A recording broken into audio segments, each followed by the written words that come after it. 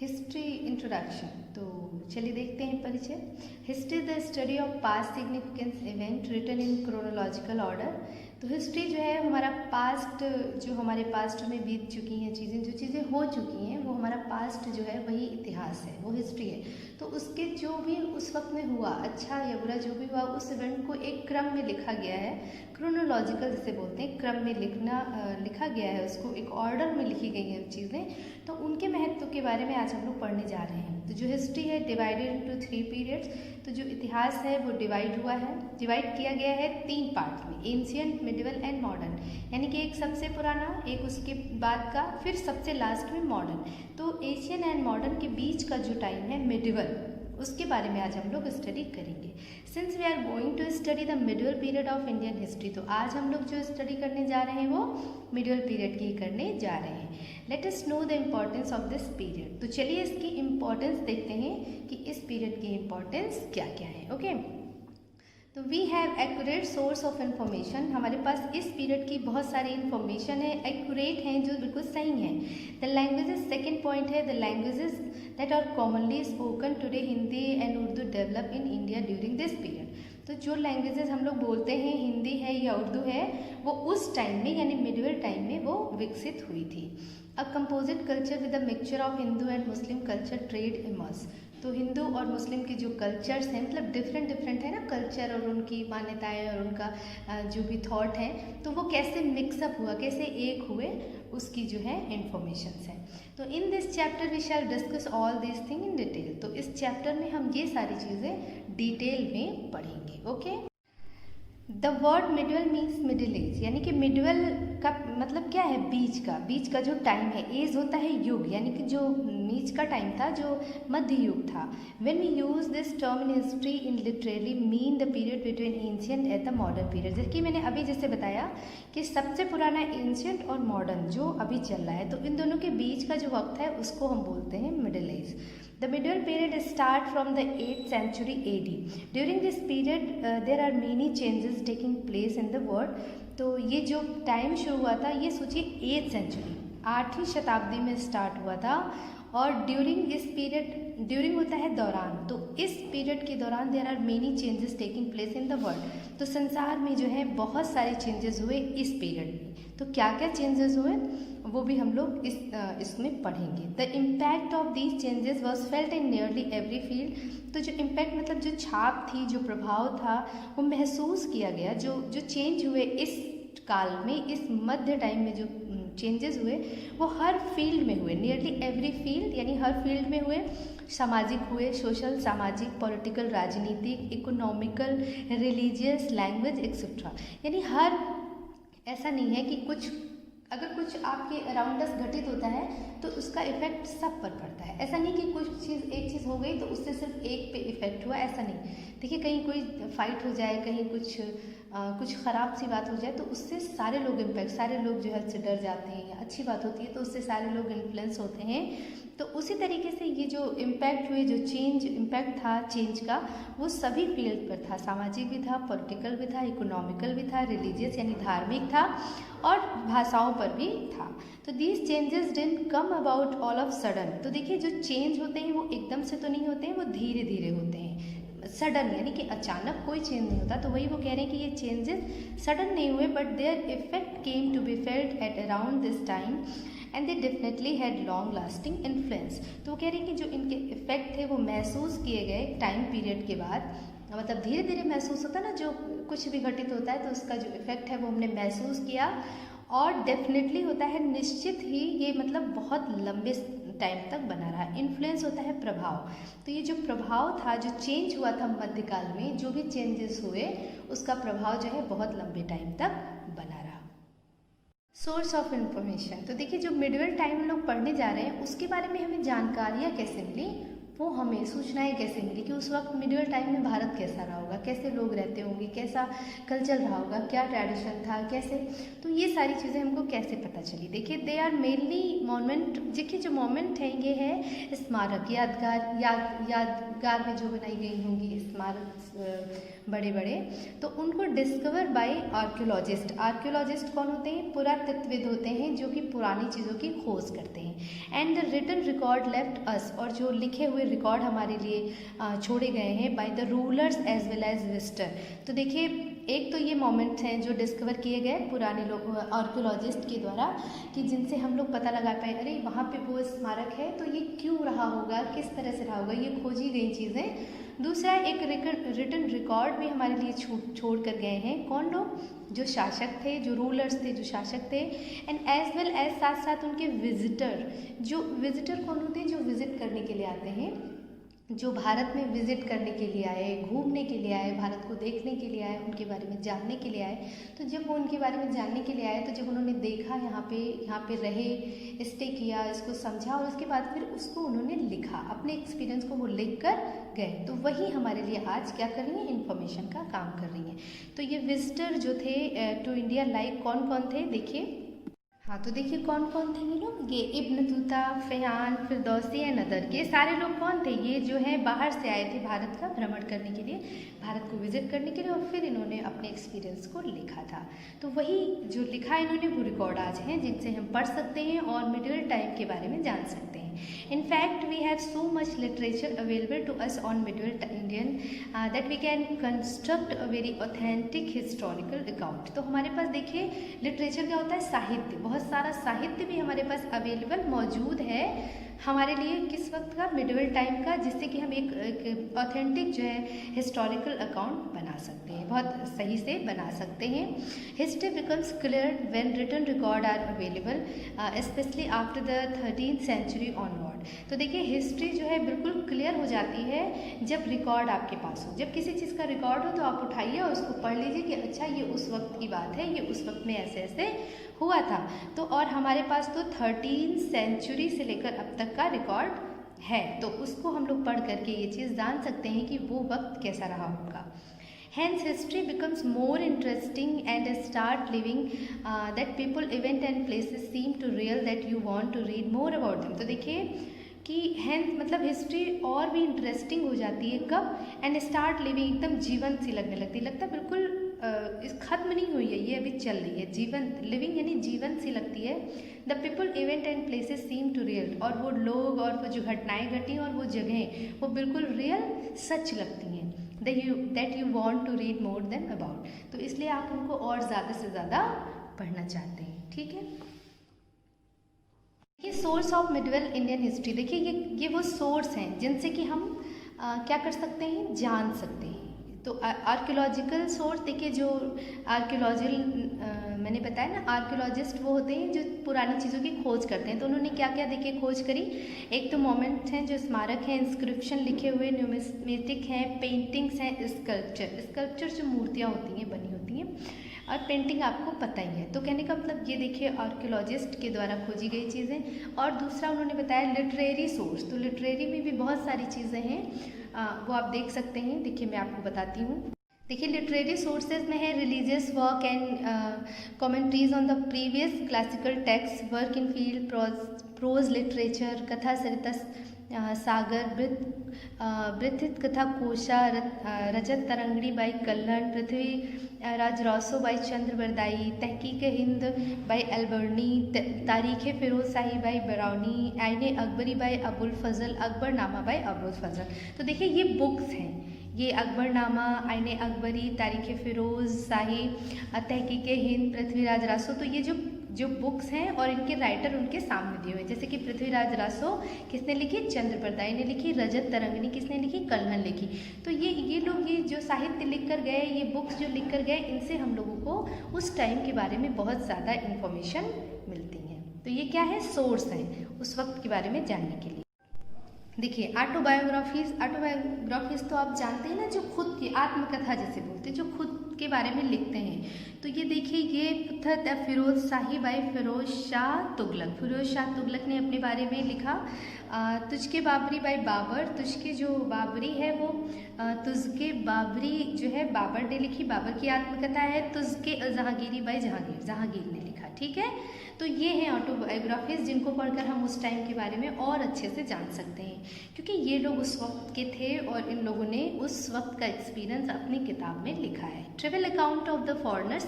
अब देखिए, जो फॉरेनर्स आए थे यहाँ पे इंडिया विजिट करने के लिए, उसमें कौन कौन है? इब्न बतूता रहला थे, अलबर्नी थे, Abdul Razzaq visit to Vijayanagara kingdom. Abdul Razzaq जो है विजयनगर किंगडम को विजिट करने आए थे, घूमने आए थे। मार्को पोलो फ्रॉम इटली, जो मार्को पोलो आए थे वो कहाँ से आए थे? इटली से आए थे। निकोलो कॉन्टी फ्रॉम इटली, ये भी जो है इटली से आए थे। ठीक है, तो ये सारे लोग। निक्टिन फ्रॉम रसिया, ये रसिया से आए थे। बरबोसा एंड डोमिंगो फ्रॉम पुर्तगाल, ये कहाँ से आए थे? पुर्तगाल से आए थे। तो ये सारे लोग जो हैं ये क्या हैं? ये आए और इन्होंने अपने एक्सपीरियंसेस शेयर किए, हमारे लिए इंफॉर्मेशंस जो छोड़कर गए। In the early part of medieval period, we have a great deal of information from inscription.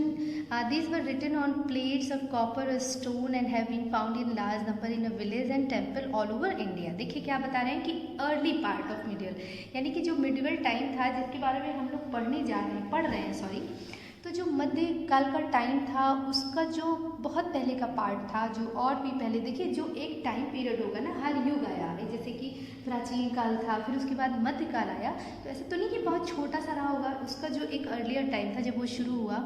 तो we have a great deal of information from inscription, तो जो लिखा हुआ था हमारे पास बहुत बड़ी इंफॉर्मेशन है, सूचनाएं हैं हमारे पास उसके बारे में। फ्रॉम कहाँ से मिली? इंस्क्रिप्शन, जो लिखे हुए लेख होते थे।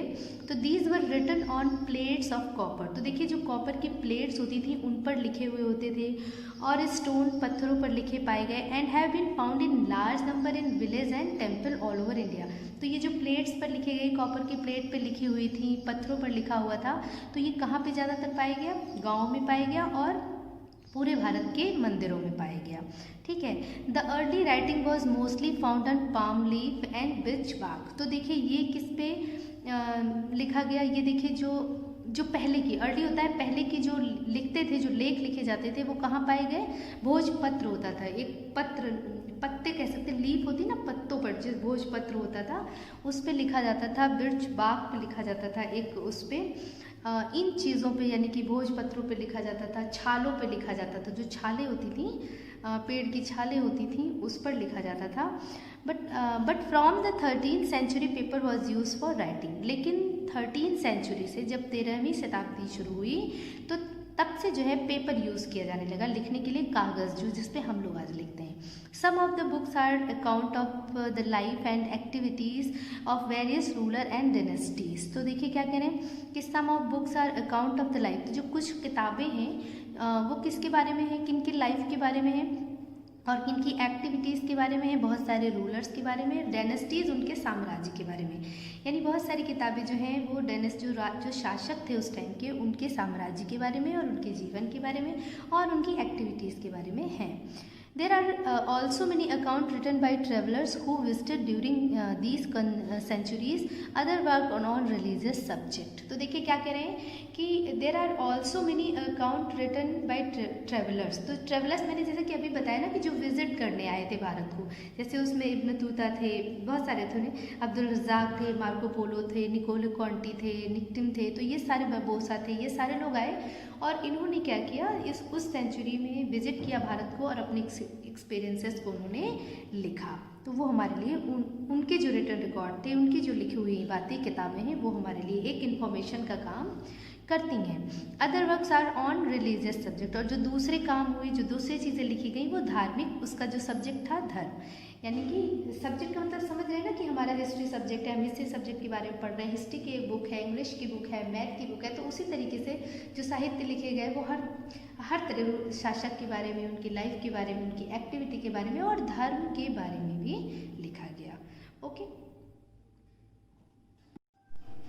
During the medieval period Turk, Arab, Afghan and Mughal made their way to India. तो देखिए मध्यकाल में जो तुर्क थे, जो अरब के, अफगान एंड जो मुगल थे, उन्होंने क्या किया, वो भारत की तरफ अपना रुख किया, यानी कि वो आए यहाँ। Most of them came to India in search of food. बहुत सारे लोग भारत में क्यों आए? भोजन की तलाश में। And fodder and new house from themselves, new home sorry from themselves. तो बहुत सारे लोग तो घर की तलाश में, खाने पीने की तलाश में आए। They didn't go back to their own countries. और जब वो आए यहाँ पर तो वो यहाँ पर सेटल हो गए परमानेंटली। फिर वो देयर कंट्रीज, वो अपनी कंट्री नहीं गए। Most of them settled permanently in India and become part of the Indian population. तो बहुत सारे लोग परमानेंटली यहीं पे रह गए। कौन लोग बेटा? जो मध्यकाल में भारत आए थे, बाहर के लोग, ठीक है, जो बाहर से आए थे जो लोग, वो यहीं पे सेटल्ड हो गए और वो भारत की पॉपुलेशन का हिस्सा बन गए। दे establish there kingdom in various part of India. फिर उसके बाद उन्होंने अपना, किंगडम होता है राज्य, वेरियस मतलब कई जगहों पे, फिर उन्होंने अपने राज्य को इस्टेब्लिश किया, स्थापित किया भारत के कई पार्ट में, कई जगहों पे। मतलब फिर रह गए, जब यहीं पे रुक गए तो फिर उन्होंने अपने राज्य को इस्टेब्लिश किया, अपने राज्य को ग्रो किया, अपने आप को डेवलप किया, ठीक है। They brought new ideas, new religious and different culture with them. तो ये लाए, दे ब्रॉड, वो लाए अपने साथ क्या क्या? नए विचार, नया धर्म, डिफरेंट कल्चर विद देम। तो देखिए, जब कोई न्यू पर्सन आता है या कहीं नई कंट्री से आता है, कहीं भी न्यू प्लेस से आता है, तो उसके जो सोचने का ढंग अलग होता है, उसका कल्चर अलग होता है, उसका रहन सहन अलग होता है। तो इसी तरीके से ये सारे लोग जब आए तो ये भी अपने साथ एक संस्कृति लाए, कल्चर लाए, विचार लाए, धर्म लाए, ये सब चीज़ें लेकर आए भारत में।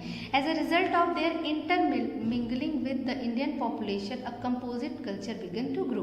तो देखिए क्या हुआ फिर? इंटरमिंगलिंग, मिल जाना। तो यहाँ का जो भारतीयों का जो कल्चर था और फिर ये जो लोग लेकर के आए अपने साथ अपना कल्चर और अपना धर्म और अपने विचार और अपनी बातें, तो ये सारी चीज़ें क्या हुई? मिक्स हो गई। तो मिक्स करके एक कंपोजिट कल्चर, एक मिक्सअप बन गया संस्कृति का। बोथ संस्कृति जो मिक्स हुई तो कंपोजिट कल्चर हो गया, यानी दो संस्कृतियाँ मिलकर के एक हुई तो बिगिन टू ग्रो, और फिर शुरू हुआ आगे बढ़ना। तो किस तरीके से ये मिली जुली जो संस्कृति थी, जो कल्चर था, जो ट्रेडिशन था, आइडियाज़ थे, थॉट्स थे, वो कैसे आगे बढ़े? वो फिर आगे बढ़े, ठीक है, वो आगे बढ़ने लगे। इंडिया इन द वर्ल्ड, देखिए क्या कह रहे हैं कि India is a part of the world in its natural that her history and culture would definitely will be influenced by what is happening around her. तो देखिए, जो भारत है वो विश्व का एक पार्ट है, ठीक है, और ये नेचुरल है कि that her history and a culture would definitely, तो उसका जो इतिहास है, भारत का जो इतिहास है, जो भारत में हो चुका है 1000 साल पहले, और जो उसकी संस्कृति है, वुड डेफिनेटली, निश्चित रूप से इन्फ्लुएंस बाई, तो मतलब उस पर प्रभाव ज़रूर पड़ेगा, by what is happening around her, जो कि उसके चारों तरफ हो रहा है। तो मतलब इसका प्रभाव उस पर ज़रूर पड़ेगा कि जो उसकी तरफ चारों तरफ हो रहा है। मतलब हमारे अराउंड अस देखिए माहौल कैसा होता है, उसका हम पे इफेक्ट पड़ता है। अगर अच्छा होता है तो हम अच्छी चीज़ें अडॉप्ट करते हैं, ख़राब होता है तो हम ख़राब चीज़ें अडॉप्ट करते हैं। अगर हमारे अराउंड अस लोग खेल रहे हैं तो हम भी खेलते ही रहेंगे पूरा टाइम, हमारे अराउंड अस लोग पढ़ रहे हैं तो हम पढ़ते रहेंगे। तो वो चीज़ें कि जो भारत के अराउंड अस हो रहा था, तो उसका इफेक्ट उसके कल्चर और उसकी संस्कृति पे पड़ा।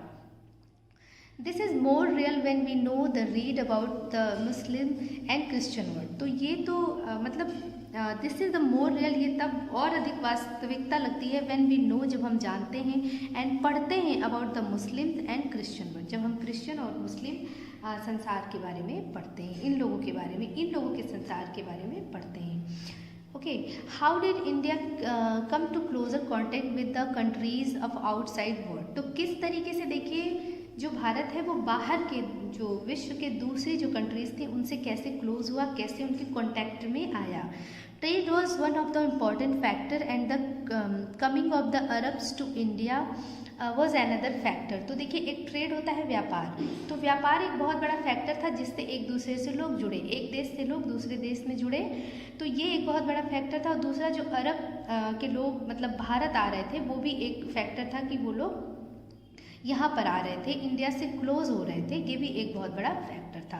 Which made India close with the outside world. तो इन दो चीज़ों ने या बहुत सारी मतलब लोगों को जो आउटसाइडर थे, जो दूसरी कंट्री के थे, उनको क्लोज किया भारत से। Trade brought foreigners to India and Indians went abroad. तो देखिए, जो व्यापार था वो फॉरनर्स यानी विदेशियों को भारत में लाया, और जो भारतीय थे उनको अब्रॉड बाहर ले गया, ठीक है।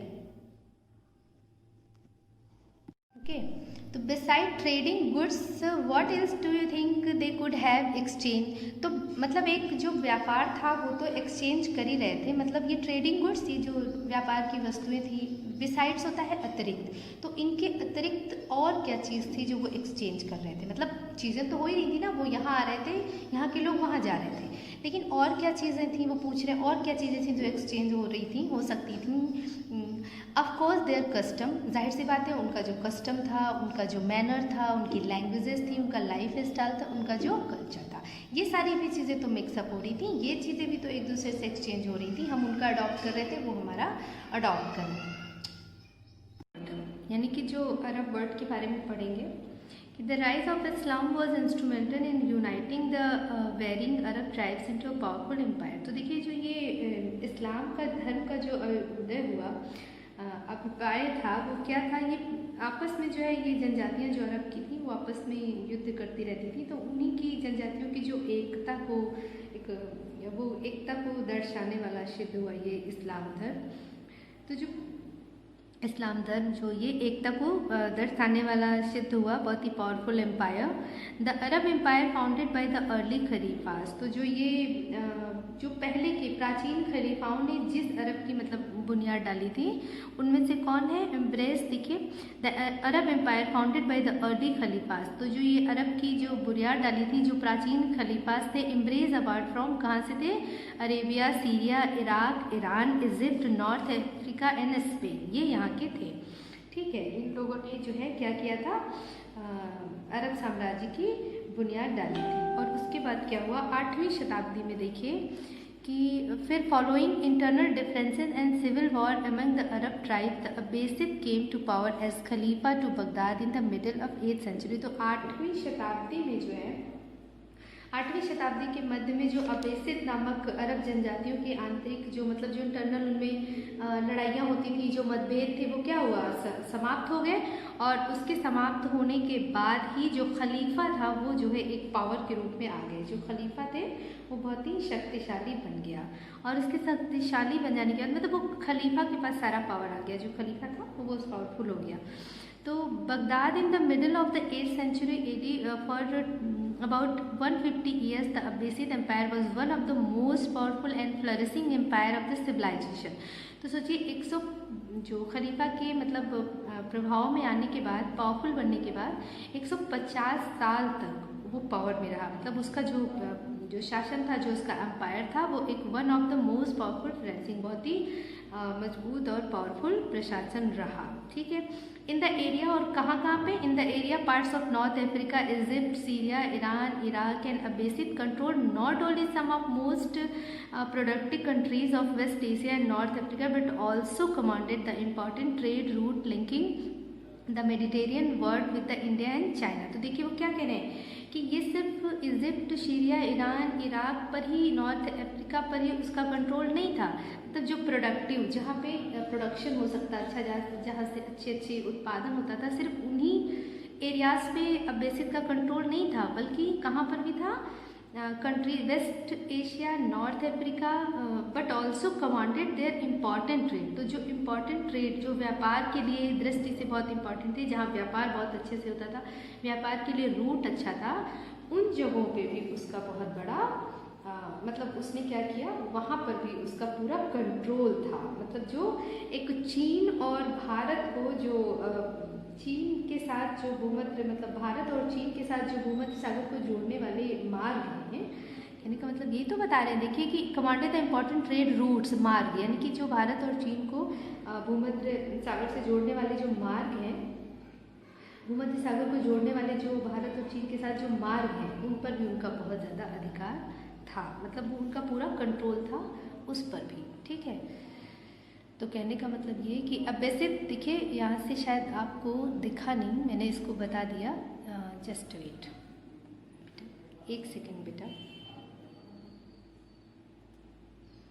तो ये देखिए कि 150 साल तक मैंने बताया ना कि for about 150 year the Abbasid empire was one of the most powerful and flourishing empire of the civilisation. तो ये 150 साल तक उसका शासन प्रभाव में रहा, और जिन एरियाज पे था वो देखिए, in the area parts of North Africa, North Africa, Egypt, Syria, Iran, Iraq and Abbasid control not only, मतलब इन एरियाज पे तो उसका कंट्रोल था ही, and control not only some important productive countries of West Asia and North Africa, यानी West Asia के जो पश्चिम एशिया और नॉर्थ अफ्रीका के जो प्रोडक्टिव यानी कि जहाँ पे बहुत अच्छा उत्पादन होता था, सिर्फ वही कंट्रीज उसके क्षेत्र पे कंट्रोल उसका नहीं था, बट ऑल्सो लेकिन commanded the important trade route linking the Mediterranean world with India and China.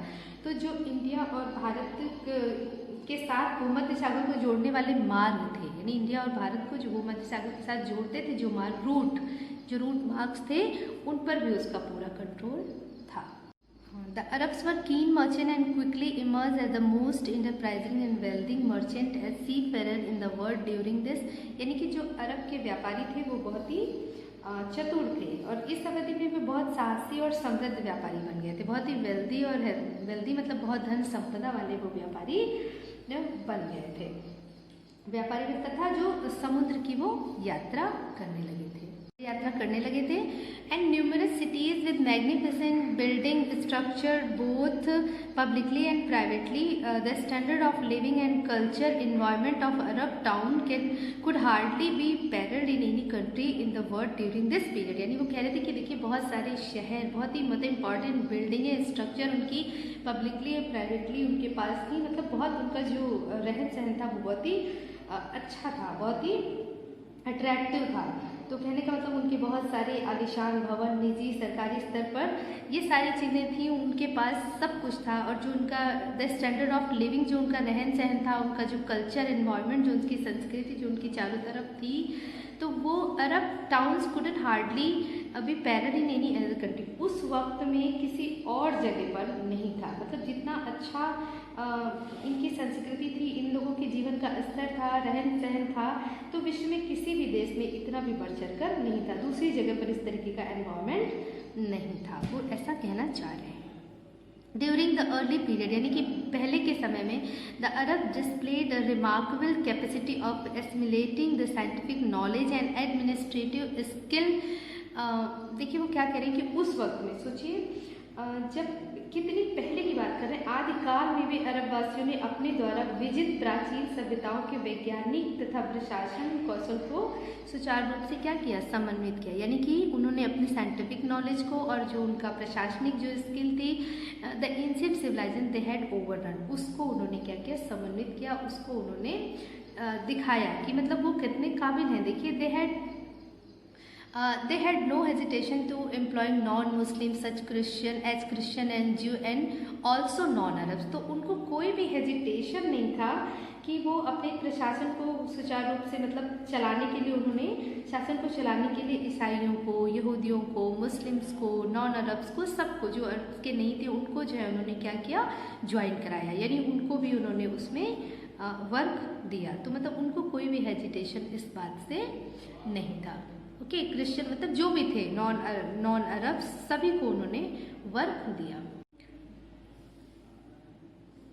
Particularly the Indians, many of whom were Zoroastrian and even Buddhist for running the administration। तो देखिए उन लोगों ने क्या किया, अपने शासन को चलाने के लिए वो मतलब बताया ना कि वो हेजिटेट नहीं हुए और उन्होंने सभी लोगों को, मुस्लिम्स को, क्रिश्चियंस को, ज्यूस को, यहूदियों को और सारे लोगों को उन्होंने काम पर काम दिया और उससे प्रशासन चलवाया। इवन उसमें बहुत सारे लोग जोरास्ट्रियन और बुद्धिस्ट भी थे जो उनके प्रशासन को, उनके शासन को चला रहे थे। तो in a short span of time almost all important scientific work of various countries had become available in Arabic. देखिए कि वो क्या कह रहे हैं कि बहुत छोटे से टाइम की बात कर रहे हैं कि एक छोटे से टाइम पीरियड में भी उस वक्त में जो साइंटिफिक विषय मतलब छोटे से देश में महत्वपूर्ण जो वैज्ञानिक पुस्तकें थी अरबी भाषा में अनुवाद करा दी गई। क्या मतलब कितने इंपॉर्टेंट वर्क करे उन लोगों ने उस कंट्रीज में। Had become available in Arabic की बहुत इंपॉर्टेंट जो पुस्तकें थी वो अरब में अवेलेबल थी। We know a good deal about the impact of Greek science and philosophy on Arab largely due to work done recent year the devoted band of European scholar. तो देखिए वो क्या किया कि उन्होंने जो मतलब ये सारे जो वर्क थे साइंटिस्ट वर्ग थे और जो भी मतलब एक विद्वानों की टोली थी, उनके द्वारा ये काम किए गए। क्या क्या मतलब अनुवाद किए कराया गया, वैज्ञानिक पुस्तकों को अरबी भाषा में अनुवाद कराया गया एक वैज्ञानिक यूरोप के विद्वानों की टोली द्वारा जो है ये काम कराया गया। ठीक है, अरब वासियों पर यूनान के मतलब सोचिए, अरबवासी जो हम जो इनके द्वारा जो किए गए कार्यों में हम अरबवासियों पर यूनान के विज्ञान और दर्शन के प्रभाव से भली बार परिचित होते हैं। तो मतलब ये क्या वर्क किया इन्होंने क्या काम किया कि इन्होंने विज्ञान और दर्शन में अपने को जो दिखाया कि हम बहुत ही ज़्यादा कैपेबल हैं, उससे हम परिचित होते हैं। तो उस देखिए फिर वो क्या कहते हैं, शॉर्ट स्पैन टाइम। देखिए बहुत ही अल्प टाइम में जो मतलब जो वैज्ञानिक पुस्तकें थी उनको अरबी भाषा में अनुवाद कराया गया, यानी कि in a short span of time almost all the important scientific work of various countries become available in Arabic. तो यानी कि जो बहुत सारी साइंटिफिक पुस्तकें थी, वैज्ञानिक पुस्तकें थी, उनका अरबी में अनुवाद करा दिया गया। तो we know a good deal about impact of Greek science and philosophy on Arab. तो सोचिए हम यूनान के जो यूनान का जो दर्शन है, विज्ञान है, उससे भली बात परिचित हो पाए अरब में, मतलब अरब के साहित्य जब उन्होंने अरबी में करा दिया, उसको अनुवाद करा दिया। कितने छोटे टाइम में मतलब वो कितने कैपेबल थे देखिए। और ये काम हुआ कैसे, ये काम हुआ था largely due to work done is recent year by devoted band of a European scholar। तो ये इस जो यूरोपीय विद्वान थे उनकी एक टोली थी, कह सकते थे, एक बहुत बड़ा ग्रुप था उनका, जिसने कि ये सारा काम किया। ये जो ट्रांसलेट करने वाला काम था, अनुवाद करने वाला काम, ये उनके द्वारा पूरा हुआ। Chinese inventions such as the pioneer campus, paper, printing, gunpowder, and even the humble wheel borrowed traveled from China to Europe by the way of Arab during this period। तो देखिए बहुत सारी चीज़ों का इन्वेंशन हुआ। क्या कंपस आप जानते होंगे ना, आपका जो जिससे आप ज्योमेट्री में यूज़ करते हैं, paper, printing and gun powder, इस तरीके का, ये बहुत सारी चीज़ें जो हैं उस वक्त में साधारण पहिए वाले डेलो जो आविष्कार हुए, जिससे कि चीन मतलब जो travelled from China to Europe by the way of the Arab during this period. तो ये जो मतलब आविष्कार हुए वो चीन में हुए थे, चीन में हुए, वे अरब के रास्ते यूरोप में पहुंचे थे, ये सारे आविष्कार जो हुए थे। तो वेनिस का जो प्रसिद्ध यात्री था, देखिए बता रहे हैं, वो आगे जब ये आविष्कार हुए तो ये जो है चीन में हुए थे और ये अरब के रास्ते यूरोप में पहुंचे। ठीक है, द फेमस वेनेटियन ट्रेवलर, यानी कि एक फेमस जो है वेनिस का यात्री, ट्रेवलर होता है यात्री, Marco Polo travel to China in order to know more about it. And किस लिए गया वो यहाँ पर, जो वेनिस का यात्री था मार्को पोलो, वो पहुँचा वहाँ पर। तो वो मार्को पोलो जो है किस वजह से पहुँचा, ये वो पहुँचा इस विस्तार की जानकारी प्राप्त करने के लिए कि क्या है इस बारे में, विस्तार से जानने के लिए, इन्वेंशंस के बारे में और इसकी ग्रोथ के बारे में, इन सब चीज़ों के बारे में। And breeze to Arab monopoly of Europe stage with China. और किस लिए पहुंचा था, यूरोप के व्यापार में जो अरब वासियों का, जो चीन के साथ यूरोप का जो व्यापार था, उसमें जो अरब वासियों का, जो अरब के लोग थे, उसमें एकाधिकार था। मोनोपोली ऑफ यूरोप ट्रेस यानी एकाधिकार था, उसमें कोई दूसरा भी इंटरफेयर नहीं कर सकता था। तो उसको भी खत्म करने के लिए वो वहाँ पर गया था। कौन, मार्को पोलो, जो कि वेनिस का यात्री था।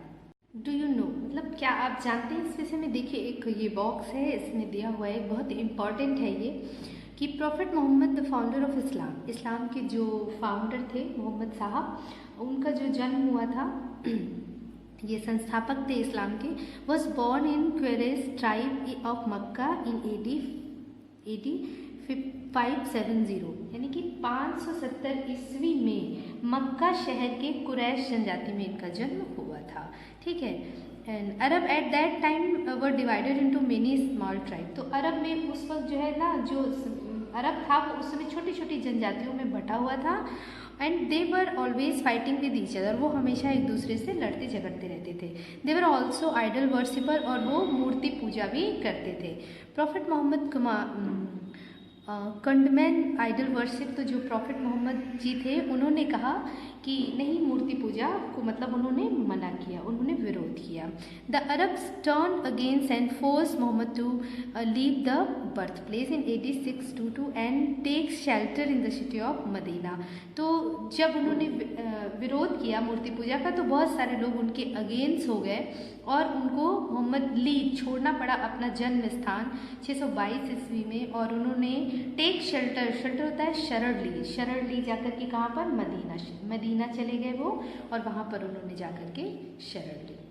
Decimal system, which is the basis of modern mathematics and which had developed in India in the 5th century। तो देखिए 5वीं शताब्दी में जो है दशमलव प्रणाली का जो आविष्कार हुआ या उसकी खोज हुई थी, जो विकसित हुई थी भारत में 5वीं शताब्दी में। दशमलव प्रणाली जो मैथमेटिक्स में आप पढ़ते होंगे दशमलव के बारे में, तो जो कि मैथमेटिक्स पे बेस्ड है, वो विकसित हुई थी 5वीं शताब्दी में भारत में, और फिर वो which had developed in India in 5th century and travel to Arab with during this period, और इस पीरियड के दौरान फिर वो अरब ले जाई गई। It was introduce to Europe in the 12th century by a monk होता है एक पादरी या संत कह सकते हैं आप, एबेलॉर्ड, which was known as the system of Arab numeral. तो उसके बाद 12वीं शताब्दी में एक जो पादरी थे एबेलॉर्ड, उनके द्वारा ये जो डेवलपमेंट था, ये जो दशमलव सिस्टम था, डेसिमल सिस्टम था, इसको यूरोप ले जाया गया और वहाँ पर इसको क्या नाम दिया गया, which is known the system of Arab numeral. वहाँ पर ये अरब की संख्यात्मक प्रणाली का नाम इसको दिया गया कि अरब की ये संख्यात्मक प्रणाली है। Many Indian work dealing with astronomy होता है खगोल शास्त्र, and mathematics were also translated in Arabic. तो बहुत सारे जो खगोल शास्त्र थे और गणितीय पुस्तकें थीं, इन सब का जो ट्रांसलेटेड अनुवाद किया गया था वो अरबी भाषा में किया गया था उस वक्त में। The famous work of astronomy, तो एक बहुत फेमस वर्क था खगोल शास्त्र का सूर्य सिद्धांत।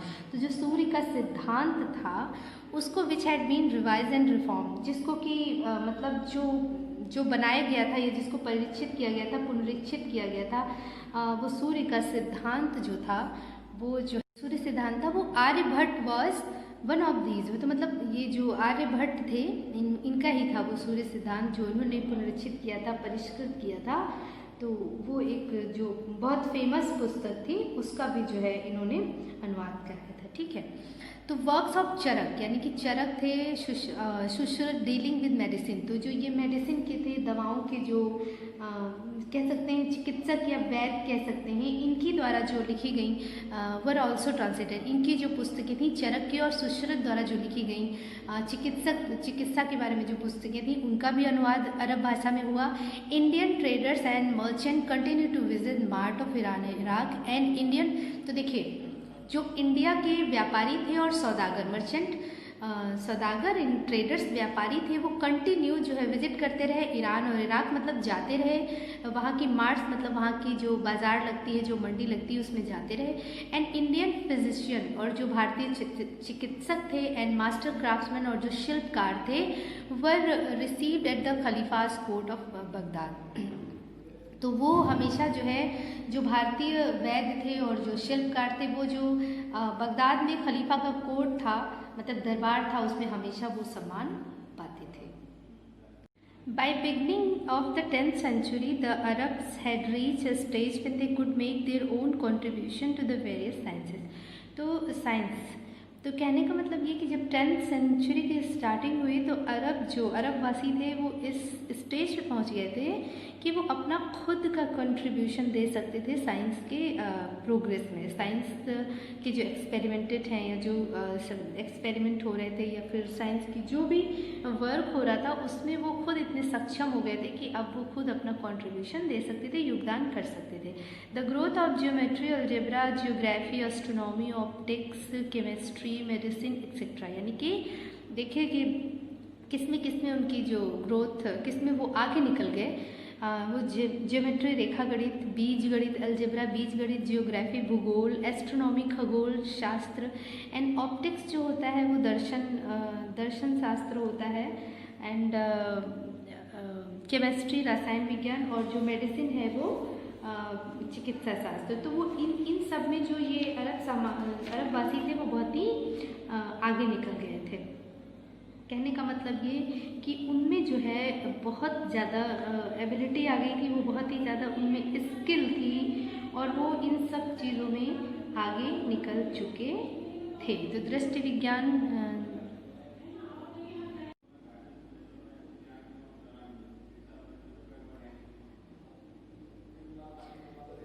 कैरेक्टरिस्टिक ऑफ मिडिवल पीरियड देखिए क्या है।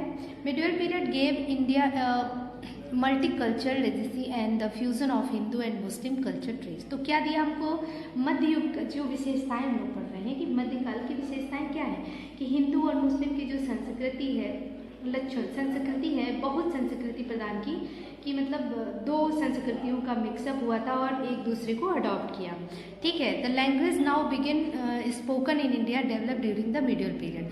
और जो लैंग्वेज भारत में बोली जाती है आज, वो मिडिवल पीरियड में ही उसका विकास हुआ था।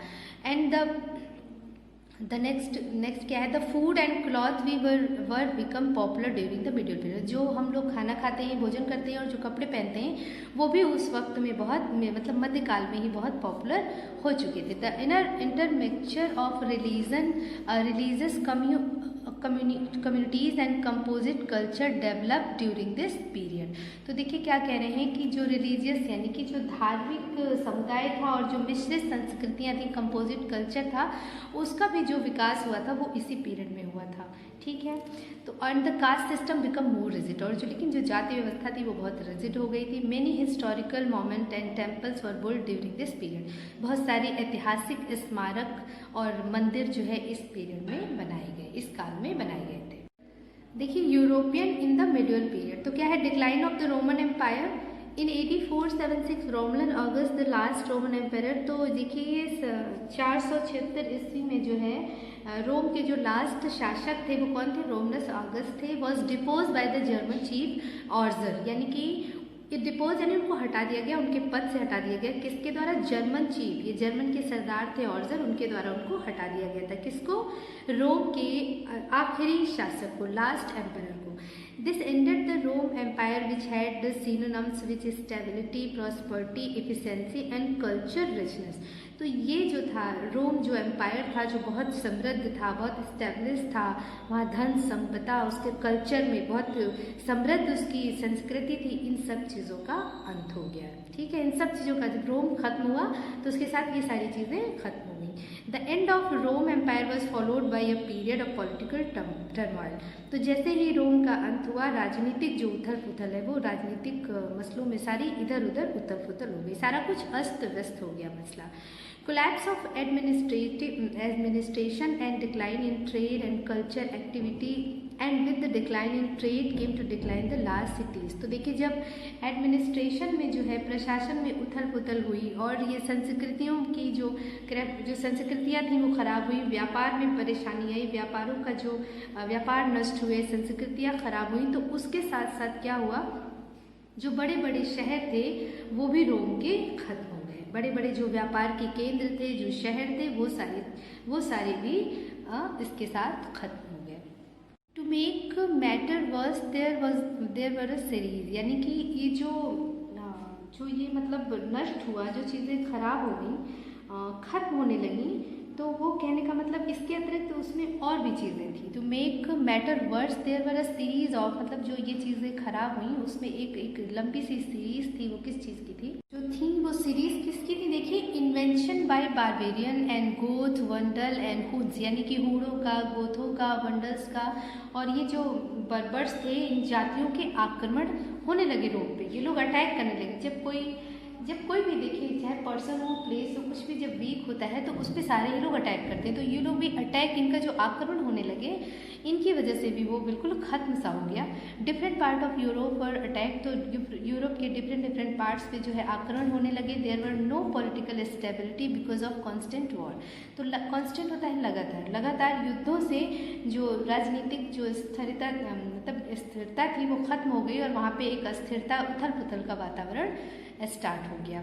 Law and order broke down and orderly people were looted. तो जो नियम कानून थे उसकी कोई भी सब व्यवस्था खत्म हो गई और जो लोग थे उनको लूटा जाने लगा। This period is therefore often called the dark age. इसीलिए इस समय को जो है काला युग कहकर पुकारते हैं। थी, क्योंकि इस वक्त में बहुत ज़्यादा मुश्किलें क्रिएट की थी। Okay, the church continued me to rule from Rome by the Pope. तो देखिए अब क्या हो गया कि गिरजाघरों में जो पोप होते हैं उनका जो नियंत्रण है, कंट्रोल, वो बढ़ गया।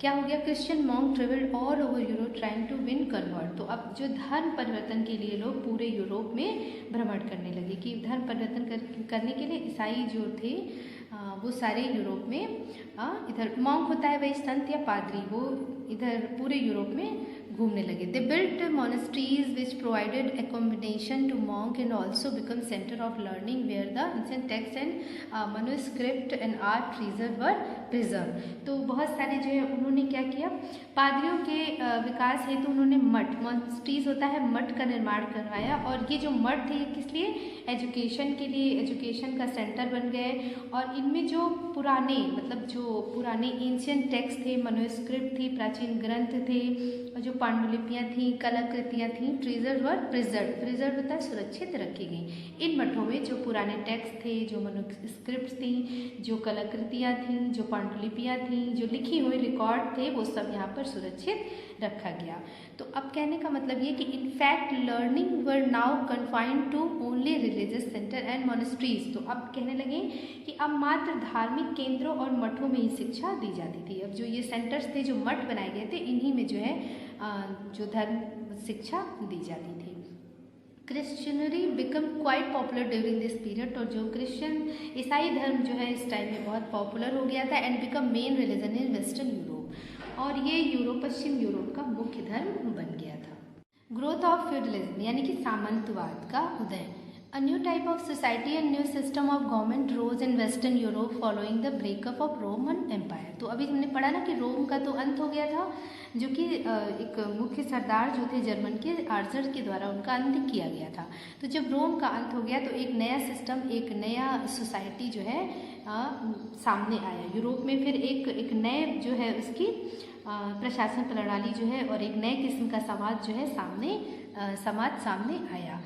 तो this new order that gradually emerges called feudalism. तो ये जो नई प्रणाली आई थी, नई व्यवस्था आई थी, इसको फेडम कहा गया। और इसका जो translated into English as a fief, और इंग्लिश में जो इसका ट्रांसलेशन किया गया फीप, उसको जो है इसका मतलब होता है जागीर। फीप, ये जो फीप है ना, इसको जागीर बोला गया। इसका जो शाब्दिक अर्थ था, अंग्रेजी में इसका शाब्दिक अर्थ फीप का क्या था, जागीर। In this society the most powerful element were chief. तो इस सोसाइटी में जो सबसे ज़्यादा पावरफुल थे वो कौन थे, सरदार। जो सरदार थे जो कि क्या करते थे, who with their military following, उनके पास उनकी सैन्य शक्ति होती थी। डोमिनेटेड लार्ज ट्रैक लैंड, और उनके पास अपने भूभाग होते थे, बहुत बड़े बड़े विस्तृत भूभाग थे जिन पर कि उनका अधिकार था। ट्रैक लैंड जो है ना, लैंड एंड जो भूमि थी, मतलब एक ज़मीनी, बहुत ज़्यादा ज़मीनें थी उनके पास बहुत ज़्यादा मतलब धन संपदा थी। Also played an important part in government. तो वो एक प्रशासन में एक महत्वपूर्ण भूमिका निभाते थे। कौन, ये सरदार, जो कि जिनकी सैन्य शक्ति यानी जिनके पास बहुत ज़्यादा सैनिक होते थे। The king was just like one of the most powerful feudal chief. तो जो राजा होता था वो जो राजा होते थे वो मतलब जो पावरफुल सरदार ही होता था। जो राजा था वो पावरफुल सरदार ही होता था। In course of time the monarchy become strong and an attempt was, यानी कि उस वक्त में जब क्या हुआ, कालांतर में जब राजतंत्र, मोनार्की होता है राजतंत्र जो है वो पावरफुल, राजतंत्र जो है वो पावरफुल हो गया, यानी कि मतलब एकाधिकार वाली जो बात होगी ना, राजतंत्र जो है पावरफुल हो गया। और इस टाइम पे फिर क्या हुआ, जब राजतंत्र आया तो attempt was the trade to limit power to the of the chief. तो इनकी मतलब शक्ति पे नियंत्रण लगाने का, इन सरदारों की शक्ति पे, राजतंत्र हो गया ना, फिर वही ना कि जब एक ही के पास पावर आ जाता है तो फिर वो कंट्रोल से बाहर होने लगता है। तो इनकी जो पावर थी उस पर नियंत्रण लगाने का प्रयास किया गया इनकी पावर को रोकने के लिए। On one method of doing was that king sod on chief to an oath, होता है कसम दिलाना, ऑफ लॉयल्टी मतलब उसकी वफादारी की, and him is the vassals and in return recognise the track of land dominated by the chief as the fief. यानी कि ऐसा करने की एक ये विधि थी कि राजा इन सरदारों को अपना जागीरदार बनाते थे। जो राजा थे एक क्या करते थे, उनको अपना चीफ बना लेते थे, अपना जागीरदार बना लेते थे, और इनके प्रति और इनसे कसम यानी कि ओथ कसम दिलाते थे कि ये अपनी निष्ठा राजा के प्रति बनाए रखेंगे, यानी राजा के प्रति ये वफादार बनेंगे। और फिर उसके बाद राजा के ये क्या करते थे, his asset in return recognise the track land dominated by the, तो ये फिर उसके बाद ये करते थे कि ये राजा के जागीरदार के रूप में काम करते थे, मतलब राजा इनको एक भूभाग दे देता था, फिर वो उसके राजा के जागीरदार के रूप में एक निश्चित एक जो track of land dominated by, ठीक है, by the chief as their fix, तो जो राजा की एक जो भूभाग दिया था, एक बहुत बड़ी जो जगह दे दी गई थी, बहुत बड़ा जो किंगडम दे दिया गया था, उस पर ये लोग राजा के जागीरदार के रूप में राज्य करते थे, ये सरदार लोग, ठीक है। First, the system of serf. Serf was the peasant who worked on the land but couldn't change his profession or migrate to any other area as master.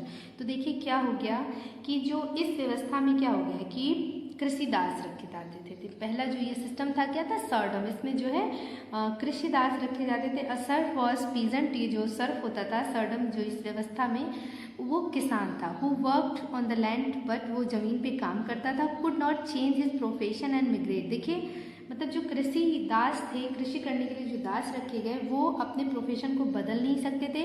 और मिग्रेट टू एनी अदर एरिया, और किसी मिग्रेट मतलब कहीं जाना दूसरी जगह पर, अपने स्थान को छोड़कर दूसरी जगह पर जाना, तो वो अपनी स्थान को छोड़कर दूसरी जगह पर नहीं जा सकते थे। और marry without the permission of lord और मास्टर, तो और अपने मास्टर और जो उनके भूस्वामी थे उनकी परमिशन के बगैर वो शादी भी नहीं कर सकते थे। शादी भी नहीं कर सकते थे। The manor the territory of lord was associated with this system, तो ये एक प्रकार की क्या थी, ये इसके साथ मनोर व्यवस्था जुड़ी हुई थी। एक मनोर जो थी ना, टेरिटरी ऑफ लैंड, इसके साथ एक जुड़ी हुआ था, एक सिस्टम था मनोर। क्या था मनोर, देखिए the manor was the house और castle where the lord live. तो ये जो मनोर था ये क्या था, ये व्यवस्था ये थी कि जहाँ पे वो जो भूस्वामी थे यानी जो मालिक होते थे दुर्ग या आवास को, उनके जो पैलेसेस होते थे, उनके जो रहने वाले मकान होते थे, उसको मनोर कहा जाता था, ठीक है, उसको बोलते थे वो लोग manor. In many of European countries large tract of land were own by lord of these manors, तो मतलब बहुत यूरोप में बहुत से देशों में इन मनोरों के स्वामी एक विस्तृत भूभाग पर स्थायित्व थे, मतलब बहुत बड़े जगहों पर ये लोग रहते थे। बहुत सारे मतलब मनोर थे जो अपने एक बहुत बड़े भाग पर राज्य करते थे, अपना शासन चलाते थे। अ part of land was cultivated by the Lord directly with the help of Surf who had two divided their time between cultivating their own field and field of their master. तो देखिए अ part of land was cultivated by the Lord directly, तो क्या होता था कि इस भूमि के एक भाग पर जमींदार कृषि दासों की सहायता से स्वयं कृषि करते थे। तो मतलब कहने का मतलब एक बहुत बड़ा भाग है जिसपे कृषि वो जो दास हैं वो कृषि कर रहे हैं, ठीक है। तो पहले तो वो कृषि दास जो है वो कृषि मतलब गुलाम कह सकते हैं, वो उन जो जागीरदार हैं जो उनके मालिक हैं उनके साथ उनकी हेल्प करते थे उनके कृषि करवाने में। और फिर दूसरा उनको अपने भी फील्ड पर काम करना होता था। तो वो जो कृषि दास थे वो समय को इस तरीके से, देखिए the Surf who had divide their time, उनको अपने टाइम को इस तरह से डिवाइड करना होता था कि वो मतलब अपने जो है स्वामी के साथ खेतों में भी काम कर पाए और अपने भी खेतों में काम कर पाए। तो वो इस तरीके से अपने काम को डिवाइड करते थे, ठीक है। देखिए ये शायद आपको दिख नहीं पाया, मैं फिर से बता देती हूँ। ये मैनोर सिस्टम तो आपको समझ आ गया ना, the manor the territory of lord, ये मतलब एक जो स्वामी थे उनका जो महल होता था, उनका जहाँ पर वो निवास करते थे उसी को बोला जाता था मैनोर। और ये जो मैनोर थे ये जो है एक बड़े यूरोप के एक बड़े भूभाग पे जो है क्या करते थे, राज्य करते थे। And a part of the land was cultivated by Lord directly with the help of Surf, तो एक बहुत बड़े भूभाग पे जो है ये जो मालिक होते थे अपने कृषि दासों की हेल्प से उस पर खेती करते थे। And Surf who had divided their time between cultivating their own field and field of their, मतलब ये कहने का मतलब ये जो देयर मास्टर, तो ये जो कृषि दास होते थे इनको अपने टाइम को इस तरह डिवाइड करना होता था कि ये अपने मालिकों के साथ उनकी हेल्प भी करवा पाएँ, उनके खेतों में भी काम करें और फिर अपने खेतों में भी काम करें। तो इनको अपना टाइम ऐसे डिवाइड करना पड़ता था, ठीक है। The second feature associated with the feudal system in Europe is the system of military organization.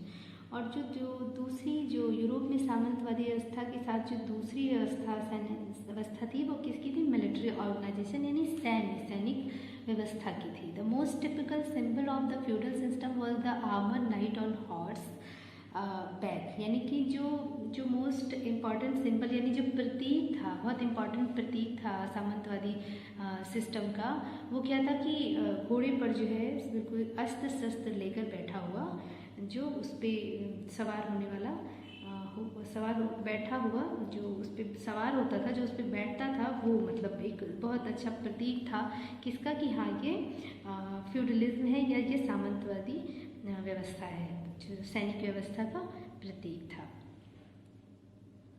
Actually, the system of cavalry warfare can roughly be traced back in Europe only the 8th century. तो कह रहे थे कि जो Europe में घोड़े पर सवार होकर युद्ध करने की जो आर्ट था ये 8वीं शताब्दी में ही प्रचलित हुआ था। Generally believe that the mode of warfare change with the arrival of Arab. तो ये माना जाता है कि अरब वासियों के अराइवल मतलब पहुंचना, आगमन से ही युद्ध कला में भी परिवर्तन हुए थे। The Arab had a large supply of horses and their swift movement and mounted archers made the infantry useless. तो कह रहे हैं कि उनके पास जो घोड़े थे, Arab had large supply of horses, तो उनके पास घोड़ों की तो कोई कमी थी नहीं, उनके पास बहुत सारे घोड़े थे। एंड देयर स्विफ्ट मतलब तेजी, बहुत तेज़ी से मूवमेंट करने वाले, तेज़ गति से दौड़ने वाले, और एंड माउंटेड आर्कर, और जो उन पे सवार होते थे जो बहुत ही कैपेबल और बहुत ही स्किल होते थे, उनमें बहुत योग्यता वाले कुशल जो बैठे होते थे उस पर सवार, उनके सामने जो इन्फेंट्री यूजलेस, जो पैदल चल रहे हैं, जो पैदल सेना है, वो बिल्कुल उसका टिक पाना मुश्किल था। The problem of developing and maintaining the organisation needed for new mode of warfare help the growth of feudalism in Europe. तो कहने का मतलब ये जो नई युद्ध कला के लिए आवश्यक संगठन का विकास और रख रखाव करने की ये जो मतलब उसको कैसे उसकी ग्रोथ को मेंटेन रखा जाए, तो जो उसमें हेल्प कर रहा था यूरोप में। तो कह रहे हैं कि cavalry warfare become the principal mode of warfare on account to inventions which so much older began to be used on the large scale during this period। तो कह रहे हैं कि जो मतलब ये न्यू आर्ट था, ये जो वॉर का, युद्ध का, इसका जो ऑर्गेनाइजेशन मतलब इसका जो संगठन करना था और इसका जो डेवलपमेंट में जो इसके रख रखाव और इसको प्रोग्रेसिव बनाना और इसको मेंटेन करके रखना, तो इस टाइम के लिए इस युद्ध कला के लिए दो आविष्कारक यानी कि टू इन्वेंशंस जो थे, टू आविष्कारक के रूप में बहुत पहले के होने पर भी, ठीक है, बहुत पहले होने पर भी घुड़सवारी की युद्ध कला को सर्वाधिक महत्व दिया गया है इस टाइम पीरियड में, कि दो आविष्कार स्वरूप के बहुत पहले होने पर भी जो घुड़सवारी थी, मतलब घोड़े पर जो बैठ करके युद्ध किया जाता था, उसको इन्होंने बहुत ज़्यादा इम्पोर्टेंस दिया। Many factors like political, economical and military were responsible for the growth of feudalism in Europe। तो कहते हैं इस प्रकार हम कह सकते हैं कि जो यूरोप में सामंतवाद का विकास हुआ वो उसके लिए कौन रिस्पॉन्सिबल था सबसे ज़्यादा? जो राजनीतिक, आर्थिक और ये सैन्य घटक, ये सैनिक जो व्यवस्था थी, ये सबसे ज़्यादा यूरोप में फ्यूडलिज्म के लिए, उसकी ग्रोथ के लिए रिस्पॉन्सिबल थे। Even when a strong government emerged after the 11th century, the tradition had become too strong for the king to easily reduce the position of the feudal chief। तो देखिए कह रहे हैं कि 11वीं शताब्दी में बहुत स्ट्रॉन्ग पावरफुल गवर्नमेंट बनने के बाद भी जो ये फ्यूडल सिस्टम था, जो इसका चीफ था, जो फ्यूडल सिस्टम बना हुआ था, सामंतवादी व्यवस्था थी, इसको आसानी से रिमूव कर पाना, हटा पाना बहुत ही असंभव सा हो गया था। ठीक है।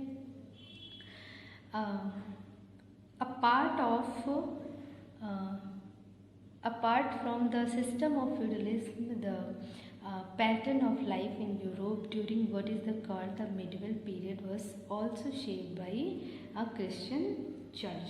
तो कहने का मतलब ये कि सामंतवादी जो प्रणाली के अलावा जो मिडिवल टाइम था, तो उस मिडिवल टाइम में यूरोप की जीवन शैली ईसाई जो क्रिश्चियंस थे उनसे बहुत प्रभावित थी, कि ये सामंतवाद सिस्टम तो था ही, लेकिन इसके अलावा जो यूरोप में था, जो उनका लाइफ स्टाइल अगर किसी से इन्फ्लुएंस्ड हुआ था तो वो क्रिश्चियन थे।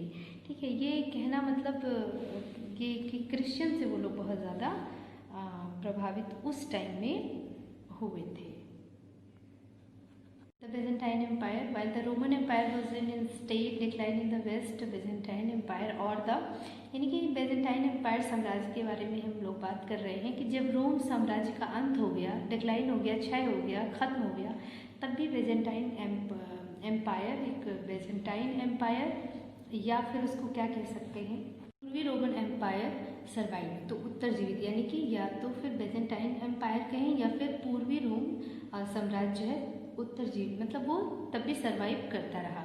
तो क्या था कि इसकी जो Constantinople now Istanbul was it's capital, तो इसकी जो राजधानी थी वो क्या थी, कॉन्स्टेंटीन इसकी जो राजधानी थी, और जो कि अब क्या है, इस्तांबुल है। ठीक है,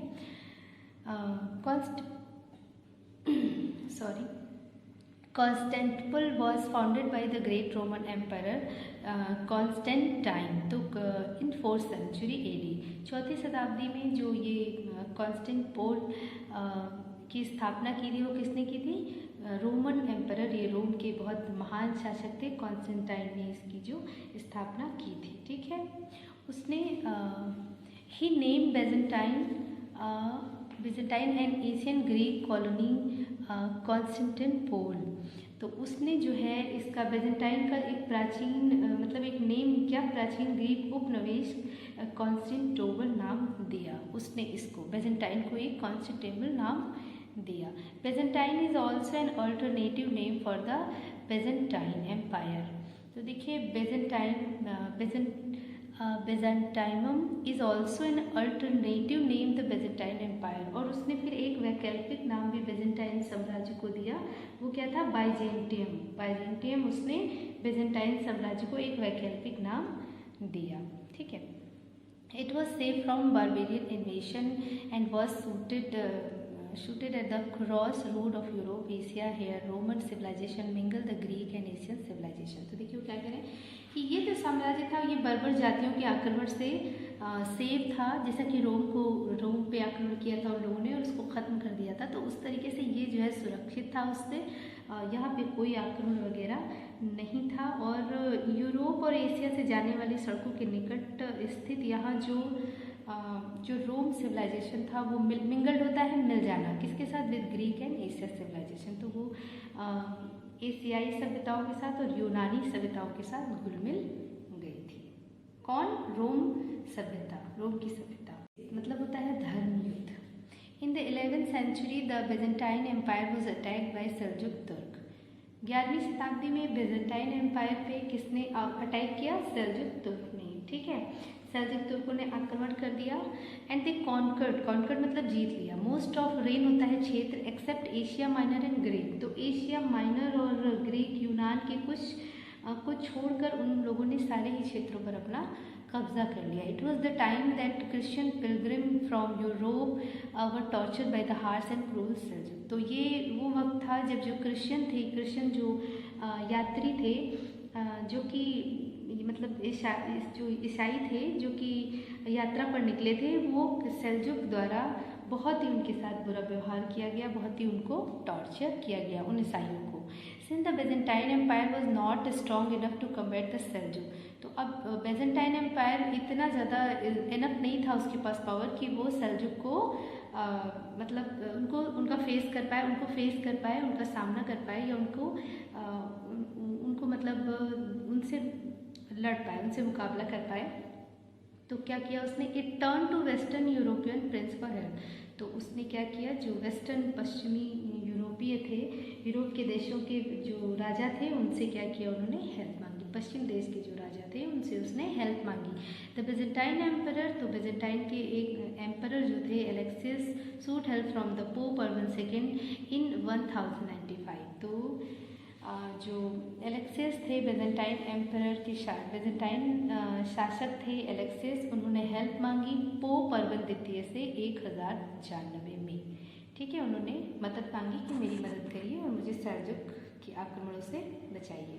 the crusaders war begin in 1096, जो धर्म युद्ध था वो छिड़ गया 1096 में। These Wars were devastating and many lives were lost, तो इस युद्ध में बहुत सारी जाने गई, बहुत लोग मारे गए।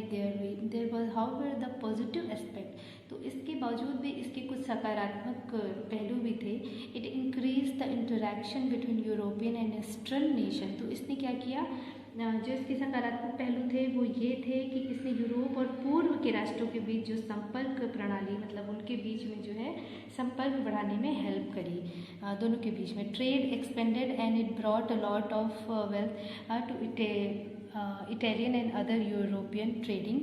तो कहने का मतलब कि इसने जो है दो मतलब यूरोपियन और वेस्टर्न नेशन में पहले तो संपर्क बनवाया, फिर जो ट्रेड था, जो व्यापार था, उसको भी जो उनके बीच व्यापार संपर्क बढ़े और इससे इटली और यूरोप के अन्य व्यापार केंद्रों की आर्थिक आय में भी बढ़ोतरी हुई। तो जो दूसरे ट्रेडिंग के सोर्सेज थे उसमें भी जो उनकी आय थी उसमें भी बढ़ोतरी हुई।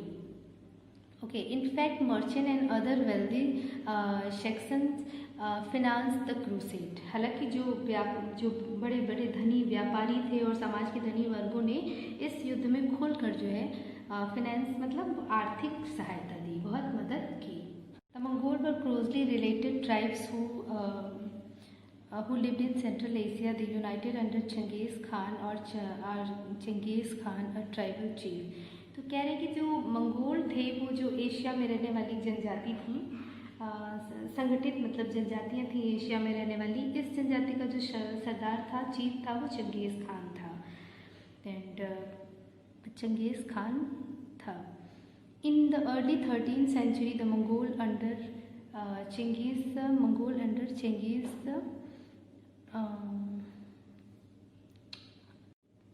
Marco Polo a young Venetian merchant visited China with his father and uncle. तो उसी के वक्त में अपने चाचा के साथ और अपने फादर के साथ मार्को पोलो जो है वहाँ पर आया। Kublai Khan sent Marco Polo many diplomatic mission to various countries including Persia and India. तो जो कुबलाई खान था उसने मार्को पोलो को पारस और भारत सहित बहुत से देशों में कुछ वैदेशिक डिप्लोमेटिक मतलब वर्क के लिए भेजा। तो Marco Polo was impressed by all the he saw and he had left behind the invaluable account। तो जो मार्को पोलो था वो बहुत इम्प्रेस हो रहा था, जो चीज़ें वो वहाँ पर देख रहा था और जिनको वो देख रहा था, इतना विशाल क्षेत्र था, तो जो भी उसने देखा और अनुभव किया उसको वो क्या करता गया, लिखता गया, एक मतलब उसने एक उसको लिपिबद्ध कर दिया। The Mongol establish there political authority over a vast, यानी कि जो मंगोल थे उन्होंने एक विशाल क्षेत्र में अपना राजनीतिक मतलब उन्होंने एक बहुत बड़े एरिया में अपना कब्जा कर रखा था। वास्ट मीन्स होता है बड़ा area, which gave them complete control over a prosperous trade. तो कहने का मतलब एक बड़े विशाल क्षेत्र में उन्होंने अपना वर्चस्व कर रखा था और जो है उनका पूरा जो व्यापार पर अपना पूरा नियंत्रण कर लिया था, उन्होंने पूरी तरह से उसको टेक ओवर कर लिया था। They came under the influence of Islam.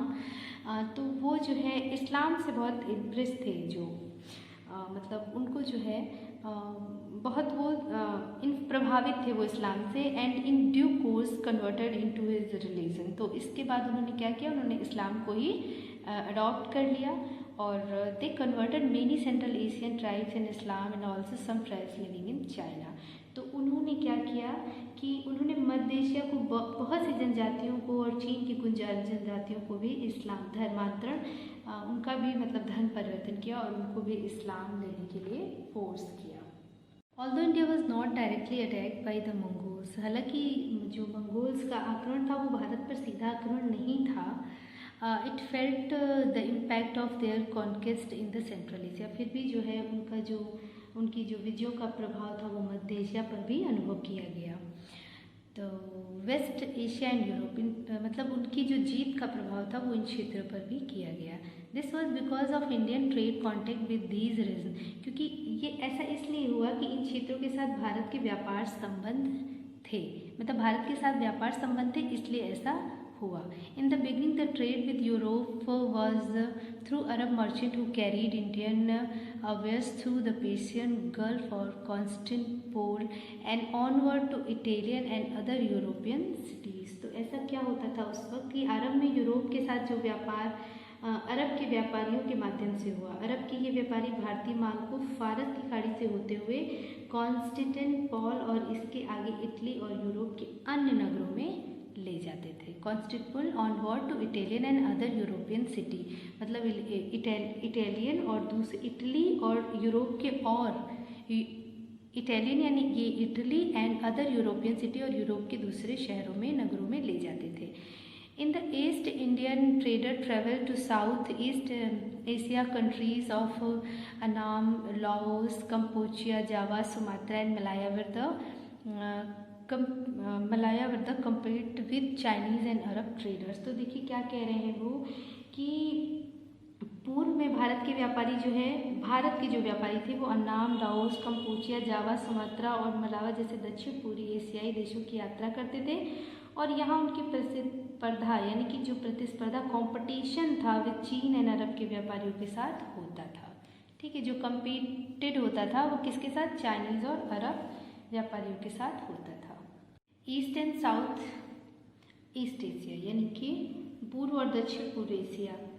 तो China society and culture had attain climax in 8th and 9th century under Tang rule. तो जो चीन था उसने जो है चीन के समाज और संस्कृति ने बहुत ऊंचाई, बहुत ही मतलब पॉपुलरिटी पाई किसके टाइम में? टैंग रूल, टैंग के शासनकाल में बहुत ही ज़्यादा उसको प्रोग्रेस मिली, बहुत उसका नाम हुआ। This help is giving a fillip to overland trade across what is called the Silk Route. तो देखिए उसका जो इसने एक रेशम मार्ग कहे जाने वाले स्थल मार्ग के व्यापार को बहुत पॉपुलरिटी मिली। रेशम मार्ग कहा जाता था।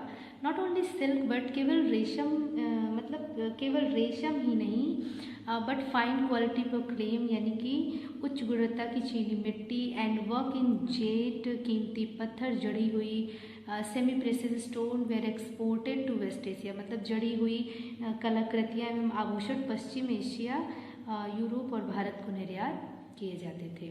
Waste Asia, Europe and India across the road.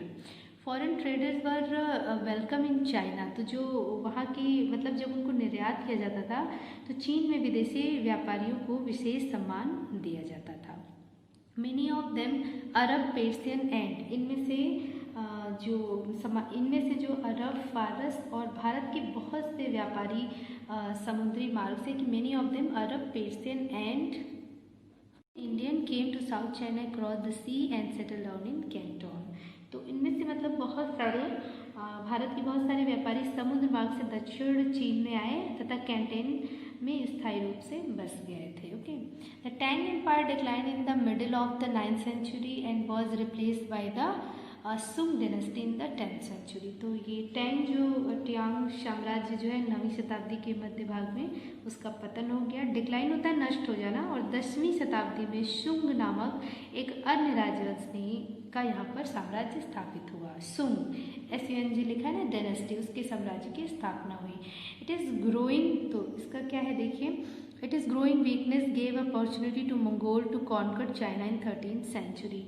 तो इनका जो साम्राज्य था मतलब बहुत शक्तिहीन था, शंगु का साम्राज्य शक्तिहीन था, बहुत पावरफुल नहीं था। तो 13वीं शताब्दी में मंगोलों ने चीन को अपने अधिकार में फिर से ले लिया। With their highly discipline and mobile cavalry force the Mongol ruler were able to unified north and south China under their control for the first time. यानी कि क्या कह रहे हैं कि वो मंगोलों ने चीन में बहुत नरसंहार और विनाश किया और अपनी अत्यधिक अनुशासन, डिसिप्लिन, क्या बोला ना कि डिसिप्लिन एंड मोबाइल काफ़ी फोर्स, और जो उनकी गतिशील अवरोही सेना थी के बल पर मंगोल पहली बार उत्तरी और दक्षिण चीन को एक साथ अपने नियंत्रण में ले पाए। ठीक है। Indian traveler Marco Polo who spent some time at the court of Kublai Khan and the most famous of Mongol rulers of China has left pictures के account of his court।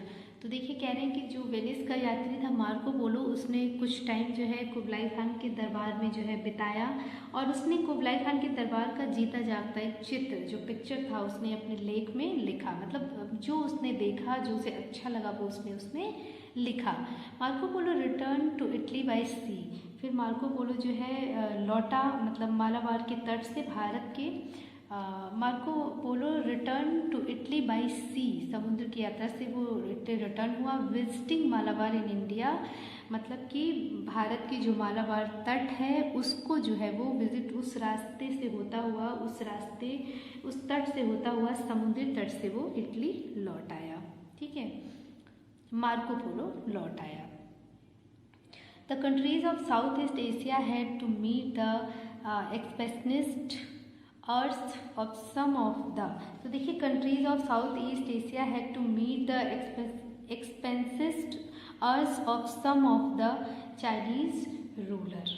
तो क्या कह रहे हैं कि दक्षिण पूर्व एशिया के देशों में चीन के कुछ शासकों की साम्राज्य विस्तार की नीति के अधीनता रही। क्यों अधीनता रही? Because China had develop a strong navy by this time. क्यों इसलिए अधीनता रही? क्योंकि चीन ने इस समय तक सुदृढ़ नौसेना विकसित कर ली थी। In India the Sassanid Empire which rose in the 7th century largely displaced the Srivijaya Empire flourished till the 10th century। अब देखिए क्या हुआ कि 7वीं शताब्दी में श्री विजय साम्राज्य का विनाश हुआ। विजयनगर जो साम्राज्य था उसका विनाश करके शैलेंद्र साम्राज्य की स्थापना हुई और ये साम्राज्य 10वीं शताब्दी तक एस्टेब्लिश रहा। इसने अपने आप को मेंटेन रखा। And its height the empire included Sumatra, Java, the Malaya peninsula, part of same modern Thailand and even the Philippines. तो इसमें जो है इस साम्राज्य के अंतर्गत जो आते हैं वो सुमात्रा, जावा, श्याम, थाईलैंड के मुख्य प्रायद्वीप वाले भाग तथा फिलीपींस आते थे। According to an Arab writer, the empire was so large that even the fastest vessel could not complete a round trip of in 2 years। यानी कि कह रहे हैं कि जो लेखक थे उस 9वीं शताब्दी के लेखकों के अनुसार यह साम्राज्य इतना विशाल था कि एक सर्वाधिक सुदृढ़ जलयान निरंतर 2 वर्ष तक भी इस एक परिक्रमा पूरी नहीं कर सकता था। मतलब ये इतना बड़ा था कि शिप जो है 2 साल में भी इसको पूरी तरह से इसको नहीं घूम सकता था। The Shailendra ruler had a powerful navy and dominated the sea trade to China. तो जो शैलेंद्र साम्राज्य था उसका क्या था कि शैलेंद्र शासकों की शक्तिशाली जो नौसेना थी और चीन के साथ समुद्र व्यापार जो था बिल्कुल उत्कर्ष पे था, बहुत ही ज़्यादा टॉप पर था। The Pallavas of South Indian also had a powerful navy as before India had close trade and culture contact with the countries of area। तो जो पल्लव थे, कहने का मतलब ये कि ये जो इनके पास तो था ही दक्षिण भारत के मतलब पल्लवों की भी शक्तिशाली नौसेना थी जैसे कि शैलेंद्र शासकों के पास थी। तो उसी तरीके से पल्लवों के पास भी जो नौसेना थी वो उनके पास भी थी। इस क्षेत्र के देशों के साथ भारत के व्यापार और सांस्कृतिक संपर्क जो थे वो बहुत ही गहरे थे। The Kambuja Empire extended over Cambodia and Annam South Vietnam and replaced the Hinduist kingdom of Funan which had dominated the area earlier। देखिए क्या कह रहे हैं कि जो कम्बुजा साम्राज्य कंबोडिया और अन्नाम दक्षिण वियतनाम तक फैला था। कम्बुजा जो साम्राज्य था वो कंबोडिया और अन्नाम यानी कि दक्षिण वियतनाम तक फैला था। इसने फुनान के हिंदू साम्राज्य को पराभूत कर दिया था या कि हरा दिया था। कंबुजा साम्राज्य मतलब इसने क्या किया था, हिंदुइस्ट किंगडम फुनान को इसने क्या किया था, डोमिनेट मतलब कि हरा दिया था। Thus, India had close commercial and cultural contact with both West and South East Asia, China and Madagascar and the countries on east coast of Africa। तो इस प्रकार जब उसने क्या किया था उसको जो है पराभूत मतलब हरा दिया, तो कंबोजा साम्राज्य से पहले इस समूचे क्षेत्र में फुनान साम्राज्य का आधिपत्य था। भारत के पश्चिम और दक्षिण पूर्व एशिया दोनों के साथ घनिष्ठ व्यापारिक और इसके सांस्कृतिक संपर्क थे।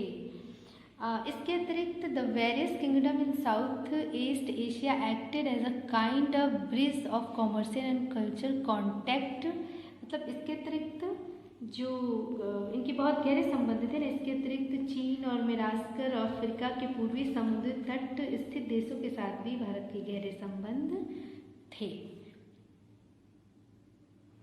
का वाइंड अप है, इसमें बहुत सारे पॉइंट्स हैं। कहने का मतलब ब्रीफली पूरे लेसन को इसमें उन्होंने बताने की कोशिश की है। तो आप इन पॉइंट्स को पढ़िए और इन पॉइंट्स में भी कुछ कन्फ्यूज़न होता है तो आप मुझसे कंफर्म करिए, ठीक है।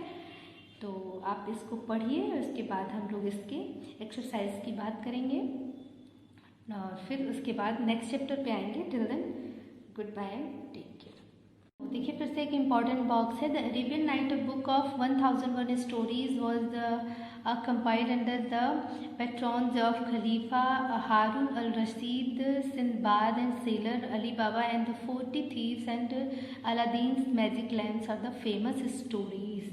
तो क्या बताना चाह रहे हैं कि क्या है कि जो 1001 कहानियों की एक अरबी योद्धा नामक पुस्तक का संकलन खलीफा हारून अल रशीद के ज़माने में किया गया।